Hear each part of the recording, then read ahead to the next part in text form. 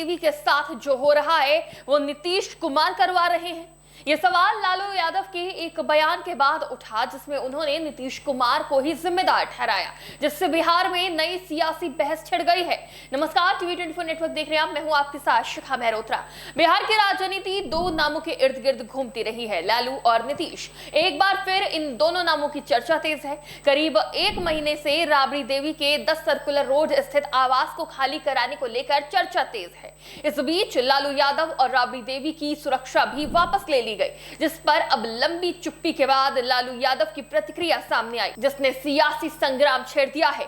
बुधवार को जब मीडिया ने लालू यादव से Z+ सुरक्षा वापस लेने और बंगला खाली करने के मामले में सवाल पूछा तो लालू यादव ने बिहार के पूर्व मुख्यमंत्री नीतीश कुमार को ही लपेटे में ले लिया और पूर्व मुख्यमंत्री पर आरोप मढ़ते हुए लालू यादव ने कहा कि हाँ, सुरक्षा हटा ली गई, सब नीतीश कुमार ही करवा रहे हैं। फिर क्या था? लालू के इन आरोपों ने सियासी हलचल तेज कर दी। लालू के इस बयान पर जेडीयू की तरफ से भी प्रतिक्रिया सामने आई है। जेडीयू प्रवक्ता नीरज सिंह ने कहा कि लालू प्रसाद यादव के बारे में हाल ही में राबड़ी देवी ने कहा था कि वो बीमार है और घर खाली करने के लिए 1 महीने की मोहलत चाहिए, लेकिन लालू प्रसाद बोलने में बीमार नहीं है। नीरज सिंह ने पूछा कि नीतीश कुमार ऐसा क्यों करेंगे? वो मुख्यमंत्री नहीं है, राज्य के पूर्व मुख्यमंत्री हैं। जेडीयू प्रवक्ता ने लालू यादव के बयान को लेकर कहा कि नीतीश कुमार अगर कह रहे हैं तो आप नीतीश कुमार का अनुसरण क्यों नहीं करते?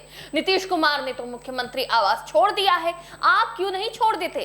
नीरज कुमार ने आगे कहा कि आप जो आरोप लगा रहे हैं वो राजनीतिक रूप से इसलिए अहम है क्योंकि उनके वोट का क्षरण हो रहा है, इसलिए वो ये बयान दे रहे हैं और कोई मतलब नहीं है। नीरज ने कहा कि लालू यादव को लगता है कि मेरा बेटा अब राजनीति में सरवाइव कर पाएगा या नहीं।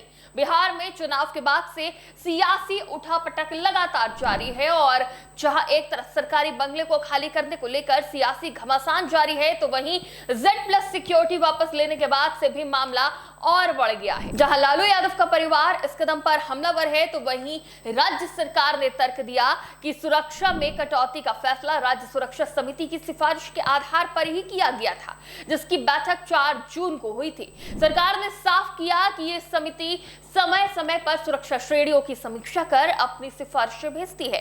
सुरक्षा कटौती के बाद लालू राबड़ी ने अपने आवास के बाहर लगे पुलिस कर्मियों को भी लौटा दिया था, जिसके बाद आरजेडी के नेता कार्यकर्ता लालू राबड़ी आवास के बाहर भीषण गर्मी में देर रात तक पहरा देते हुए भी नजर आए थे और सरकार पर नेताओं ने दुर्भावना से काम करने का आरोप तक लगाया था। इस दौरान करीब 42 सुरक्षाकर्मी राबड़ी आवास के बाहर तैनात किए गए। हालांकि सुरक्षा मामले को देखते हुए जहां पुलिसकर्मियों की तैनाती कर दी गई है, तो वहीं अभी भी आवास के मामले को लेकर सियासत तेज है और लगातार बयानबाजी देखने को मिल रही है। जहां लंबे समय से राबड़ी देवी सरकारी आवास खाली करने के पक्ष में नहीं थी, राबड़ी देवी ने चेतावनी तक दे दी थी कि अगर सरकारी आवास खाली करवाना है तो पुलिस बल भेजकर करवा लो, हम आवास खाली नहीं करेंगे।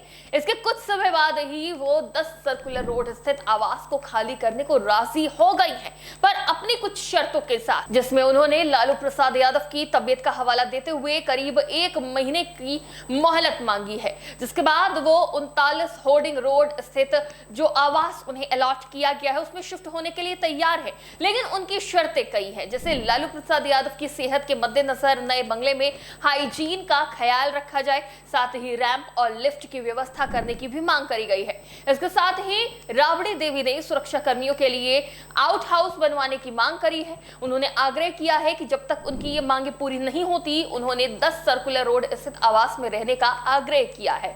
एक तरफ जहां राबड़ी देवी ने सरकार से लालू की सेहत का हवाला देते हुए कुछ दिन की मोहलत मांगी और रैंप लिफ्ट जैसी मांगे रखी हैं, तो वहीं अब देखना यह होगा कि क्या सरकार लालू राबड़ी की मांग पूरी करती है या फिर नहीं। आपको क्या लगता है, क्या होगा बिहार की राजनीति में अगला कदम? क्या सरकार पूरी करेगी राबड़ी देवी की मांग? अपनी राय हमें कमेंट बॉक्स में जरूर दें। फिलहाल के लिए इतना ही। देखते रहिए टीवी 24 नेटवर्क।